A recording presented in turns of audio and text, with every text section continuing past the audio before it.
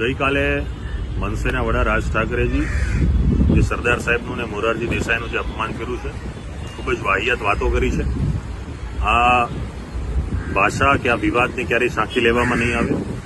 સમગ્ર ભારતને એક કરવામાં જેણે પોતાનું જીવન સમર્પિત કર્યું છે, એવા સરદાર સાહેબની અપમાન કરવું એટલે કે આ રાષ્ટ્રનું અપમાન છે, આ ભૂમિનું અપમાન છે, આ ભારત માતાનું અપમાન છે. અપમાન ક્યારેય સાંખી ન લેવાય.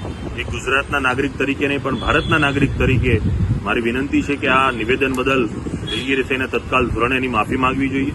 આવા નિવેદનોના કારણે બે ભાષાના, બે પ્રાંતને, બે લોકોને સામસામે કરીને પોતાની રાજનીતિ ચમકાવી ન જોઈએ. જે પણ ભાષાનો મુદ્દો છે એ ભાષાના સ્થાને હોઈ શકે છે, પરંતુ એ મુદ્દાને છોડીને તમે જ્યારે ગુજરાતના વ્યક્તિને, સરદાર સાહેબને, મોરારજી દેસાઈને ટાર્ગેટ કરી રહ્યા છો, બિલકુલ સાંખી લેવામાં નહીં આવે. આની માફી માંગી અને આ મુદ્દાને અહીંયા પૂર્ણ કરવો જોઈએ.